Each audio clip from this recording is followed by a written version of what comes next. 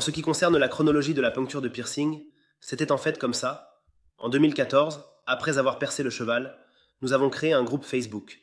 D'abord pour attirer l'attention sur notre travail, et ce qui m'a semblé important au début, c'est que nous ne parlions pas de ce que nous faisons en 2001, mais que nous laissions notre travail parler pour nous. Et la manière la plus simple était de laisser les clients s'exprimer, car nous ne voulons rien promettre, mais les clients doivent parler de ce qu'ils ont aimé ou de la façon dont cela les a aidés, de combien cela a bien fonctionné pour eux. Chacun peut donc partager des expériences positives et négatives dans ce groupe. Le groupe est désormais uniquement géré par des clients, et grâce à ce groupe, il est devenu assez rapide que nous étions également un peu dans le Tyrol du Sud pour des soirées de piercing en 2015. Et c'est ainsi que nous avons également fait connaissance avec notre équipe dans le Tyrol du Sud, où Max est venu nous rejoindre en 2015 et m'a également représenté cette année-là lorsque j'étais en vacances.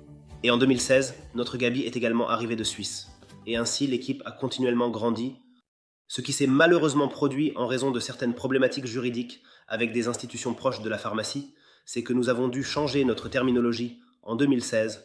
Jusqu'à présent, la procédure était appelée puncture de migraine. Ce mot n'était pas de notre fait, mais a été établi par les clients. Mais nous avons ensuite eu des problèmes avec ces institutions, et nous avons donc eu une interdiction de cette réalité, du terme puncture de migraine, car ce mot semblerait associé, une promesse de guérison. C'est pourquoi nous avons été contraints de renommer l'ensemble en la terminologie puncture de piercing, dérivée de l'acupuncture, la puncture de piercing.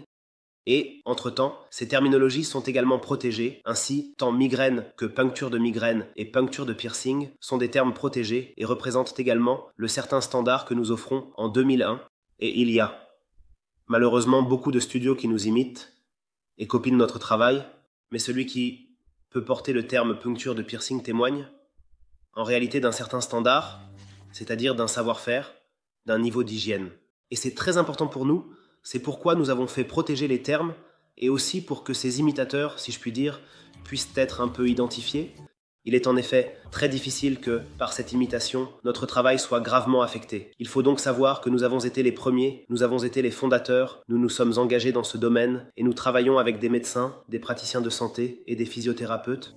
Nous avons mené tout le combat juridique et entre-temps, il y a de nombreux studios qui imitent notre travail et détruisent en partie notre réputation en réalisant des piercings parfois incorrects. Il y avait des clients de studios venus et ont dit « Eh, j'ai aussi une puncture de migraine, ça n'a rien apporté » et en regardant, c'était un piercing de porc, quelque chose de complètement différent. Et cela arrive donc souvent. C'est précisément pour cette raison que nous avons créé le terme puncture de piercing en tant que terme protégé. Et cela signifie également que notre équipe ne cesse de grandir. Ainsi, par exemple, nous avons aussi, pour ceux qui ne sont pas présents aujourd'hui, notre beauté en Turquie entre-temps. Et nous continuons bien sûr à former des pierceurs. Par exemple, si nous avons bientôt quelqu'un qui représente encore plus l'Italie à Rome, et c'est ainsi que nous grandissons constamment. Comment la puncture de piercing est-elle née ? D'un point de vue historique, c'était un peu drôle. À l'époque, je suis tombé dessus car j'ai été plusieurs fois mentionné sur Internet, où des gens rapportaient qu'après ce piercing de plongée que j'avais réalisé, ils n'avaient plus de migraine. Et la première fois, j'ai un peu minimisé cela, j'ai aussi dit que tout allait bien. Puis, à un moment donné, après avoir été mentionné 30 fois en une journée, je me suis senti obligé d'écrire quelque chose à ce sujet, et j'ai écrit que cela se produit probablement lors d'une acupuncture, mais on ne peut pas en dire plus. Et puis, après que j'ai abordé le sujet avec le cheval, je me suis alors penché de plus près sur la question. Mais c'était assez drôle, parce qu'il m'a ensuite écrit et a dit « Tu sais, j'ai tout essayé, je veux essayer ». Oui, c'était comme ça, j'ai lu le rapport Facebook. Pour certains, cela peut sembler un peu drôle ou autre chose, mais quand on souffre vraiment de migraine, on s'accroche à la dernière paille. Je lui ai immédiatement écrit, j'ai dit « Eh Steve, s'il te plaît, fais-moi les piercings, peu importe comment, fais-les-moi ». À l'époque, tout était encore très jeune, nous regardions. Sur Internet, oui, où exactement cela devait être fait, et tout ça, oui, exactement. Et puis j'étais dans le studio avec lui, il l'a fait. Ce soir-là, tout allait encore assez bien. 3 mois plus tard, il a eu son anniversaire, il lui a écrit pour son anniversaire « Steve, je me sens vraiment comme renaissant. C'est changé, je n'ai plus eu d'attaque de migraine ou quoi que ce soit d'autre, et je lui en suis très reconnaissant. » Et il m'a ensuite demandé s'il pouvait publier ce texte que j'avais écrit, en 2001. Et c'était en fait ce coup de pouce qui a tout fait avancer. C'est alors que tout a commencé.